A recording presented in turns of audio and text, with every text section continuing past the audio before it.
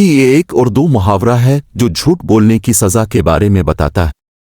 इस्लामी तालीमात में झूठ बोलना एक संगीन गुनाह है और बहुत सी कहानियाँ और अहादीस हैं जो सच्चाई की अहमियत और झूठ बोलने के नताइज पर जोर देती हैं।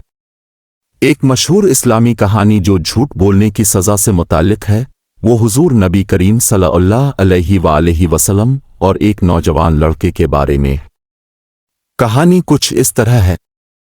एक माँ अपने नौजवान बेटे को हुजूर नबी करीम सल्लल्लाहु अलैहि वसल्लम के पास लेकर आई ताकि उसे अच्छे अखलाक और नज़्म व ज़ब्त सिखाएं।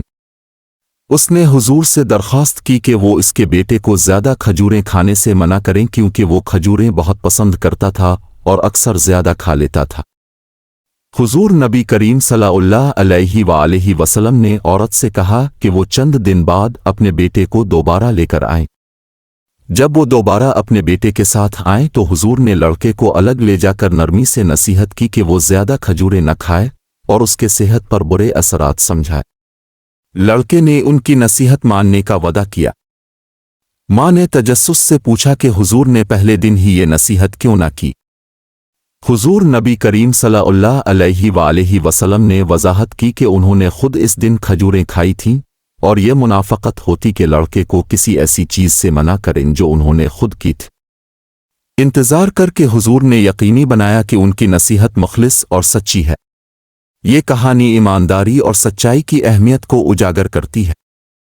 हुजूर नबी करीम सल्लल्लाहु अलैहि वसल्लम ने दिखाया कि एक को मिसाल बनकर रहनुमाई करनी चाहिए और सच्चाई इस्लामी अखलाकियात का बुनियादी सतून है। एक और हदीस में हुजूर नबी करीम सल्लल्लाहु अलैहि वसल्लम ने मुनाफिक की 3 निशानियां बयान की हैं। 1, जब वो बोलता है तो झूठ बोलता है। 2, जब वो वादा करता है तो उसे तोड़ता है। 3, जब उसके पास अमानत रखी जाती है तो वो इसमें खियानत करता है।